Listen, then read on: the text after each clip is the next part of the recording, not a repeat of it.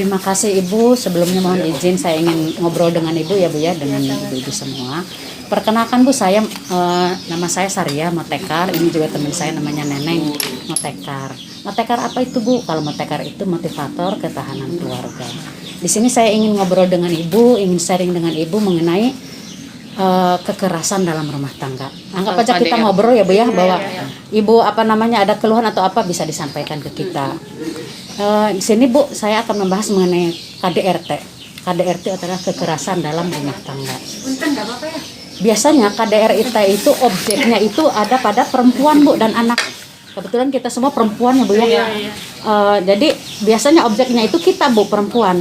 Dan yang melakukannya siapa? Ya bapak-bapak, suami, kadang ayah ya Bu ya, karena yang diutamakan adalah yang dianggap lemah adalah perempuan dan anak.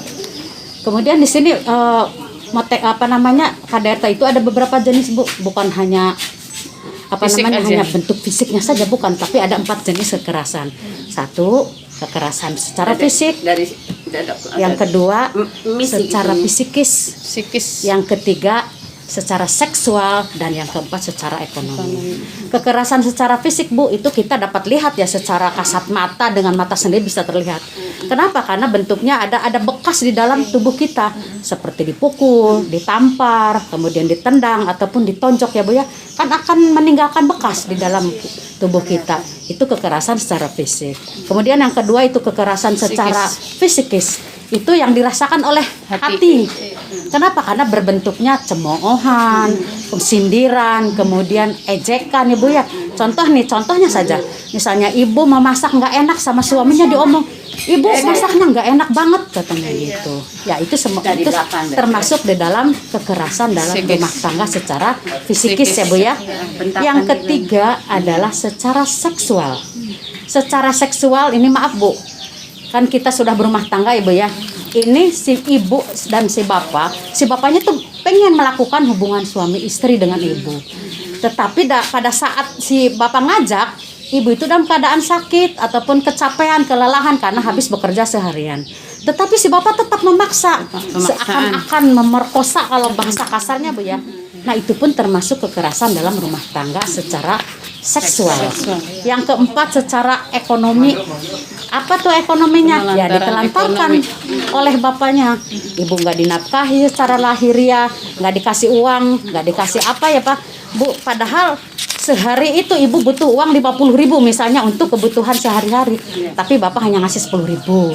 Nah itu termasuk kekerasan di dalam rumah tangga secara ekonomi. Faktor penyebabnya apa tuh kok timbul kekerasan dalam rumah tangga seperti itu? Biasanya pengangguran, karena bapaknya nganggur. Kalau yang nganggur itu emosi tingkat tinggi Bu. Sedikit-sedikit marah, sedikit-sedikit emosi. Nah mending kalau hanya marah dan emosi saja. Ada lagi faktor lainnya Bu, yaitu karena perselingkuhan. Karena nganggur bapaknya pengen selingkuh karena kesal di rumah lihat itu lagi katanya. Akhirnya jajan di luar. Itulah yang menjadi faktor penyebab adanya kekerasan di dalam rumah tangga. Terus bagaimana nih solusinya untuk tidak terjadi kekerasan dalam rumah tangga? Yang pertama adalah agama. Kita harus memperkuat mengenai agama. Yang kedua komunikasi antara ibu dan bapak. Sedikit banyak permasalahan obrolkan.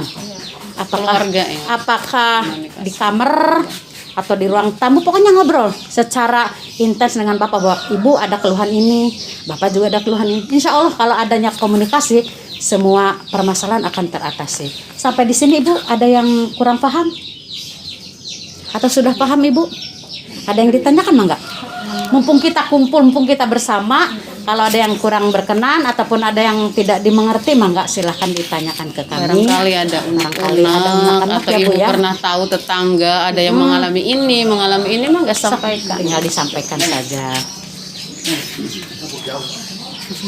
Bagaimana Ibu sudah paham mengenai ini? Kalau misalnya mengenai kekerasan dalam rumah tangga Ibu sudah paham, mungkin cukup sampai di sini ngobrol kita Ibu ya. Lain waktu kita sambung kembali. Terima kasih atas kesediaan Ibu ngobrol dengan kami. Saya akhiri billahi taufiq wal hidayah. Wassalamualaikum warahmatullahi wabarakatuh. Maaf ya Bu ya, mohon maaf. Matur suwun waktu.